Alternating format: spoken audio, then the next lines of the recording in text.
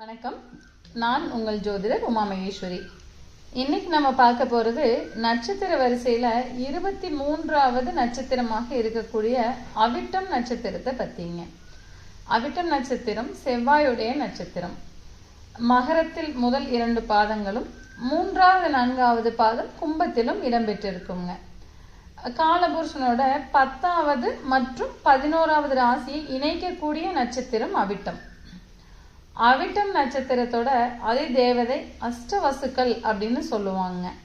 இது 8 விதமான வெற்றியை தரக்கூடியதுன்னு சொல்லலாங்க. அவிட்டம் நட்சத்திரத்துடைய அடையாளமாக உடுக்கை மற்றும் மிருதங்கத்தை சொல்லலாங்க. உடுக்கை ஞானத்தோட அடையாளமாக எடுத்துக்கலாங்க. காலத்தின் அடையாளமாகவும் சொல்லலாங்க. அதனால அவிட்டத்துல பிறந்தவங்க காலத்தை உணர்ந்து செயல்படக்கூடியவர்களாக இருப்பாங்க. அவிட்டம் நட்சத்திரத்தில் பிறந்தவர்களுக்கு இசை ஆர்வம் இருக்குங்க. ஒரு பழமொழி சொல்லி எல்லாருமே கேள்விப்பட்டிருப்போம், அவிட்டத்துல பிறந்தா தவிட்டு பானையிலலாம் தங்கம் இருக்கும்னு.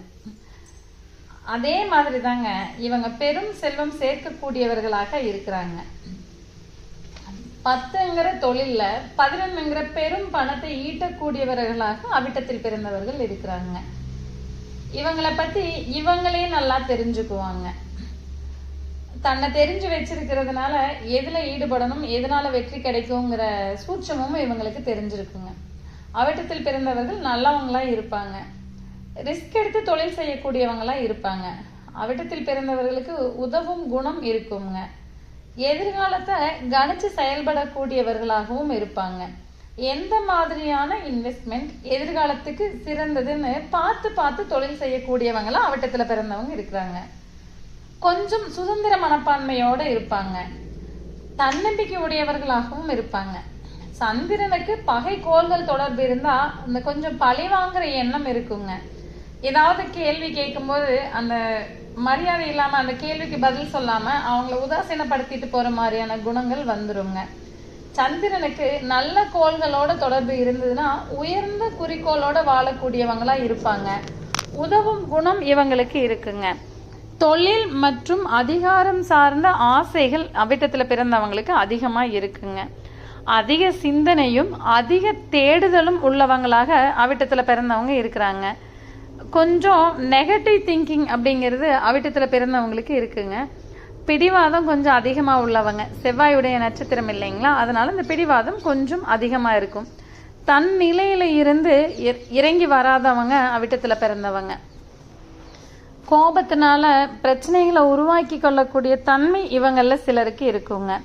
அவிட்டத்தில் பிறந்தவர்கள் தத்துவ ஞானம் உள்ளவர்களாகவும் இருப்பாங்க. பொது நலம் இவங்க கிட்ட அதிகமா இருக்குங்க.